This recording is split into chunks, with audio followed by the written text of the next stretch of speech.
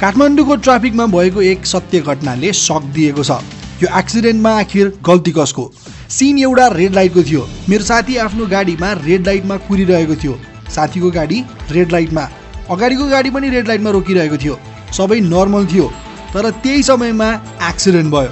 अगाडि गाडीबाट एकजना दिदी ओर्लेर पछाडि चेक गर्दै मेरो साथीलाई गाली गर्न थाल्नुभयो।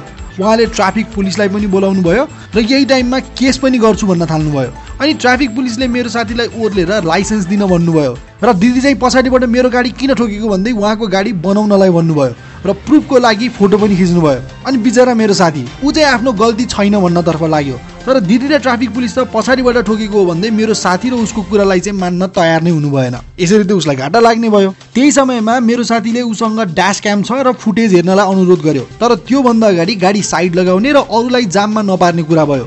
गाडी साइड लगाइसके पछाडि फुटेज झिकेर चेक गर्दा थाहा भयो कि गल्ती कसको हो भनेर। र एक्चुअलीमा भएको के रहेछ भन्दाखेरि दिदीको गाडी चाहिँ पछाडि सर्दै आएर साथीको गाडीमा ठोकिन पुगेको रहेछ र बिचरा दोष चाहिँ मेरो साथीलाई लगाउनु भएको थियो। र दिदी पनि यता फुटेज देख्दा देख्दै पनि अझै जिद्दी गरिरहनु भएको थियो र फुटेज हेरिसके पछाडि चाहिँ ट्राफिक पुलिसले गल्ती दिदीकै हो भनेर ठहराउनु भयो। अनि फेरि दिदी अर्को बहाना सुरु गर्नुहुन्छ। उहाँले त ट्राफिक पुलिसलाई नै दोषी ठहराउनुहुन्छ। ट्राफिक पुलिसले मलाई पछाडि जान भनेको थियो, त्यही भएर म पछाडि गएको अनि गाडी ठोकिएको भन्नतर्फ लाग्नुहुन्छ।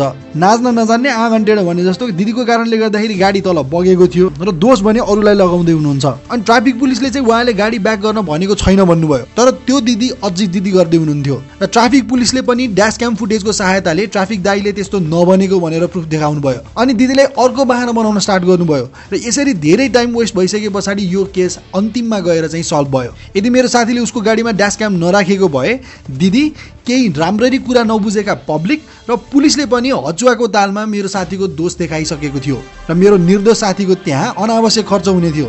ड्यास क्यामको कारणले गर्दाखेरि मेरो साथी ठगीबाट जोगियो। अब यो सिचुएसनमा तपाईँ पर्नु भएको थियो र तपाईँको गाडीमा ड्यास क्याम थिएन भने चाहिँ के गर्नुहुन्थ्यो त्यो चाहिँ कमेन्ट सेक्सनमा लेख्नु होला। र भिडियो हेरिसके पछाडि आई बिलिभ ड्यास क्यामको महत्त्व तपाईँले बुझ्नु भएको छ होला। र यस्तै भिडियो हेर्नको लागि चाहिँ सब्सक्राइब गर्न नबिर्सनु होला।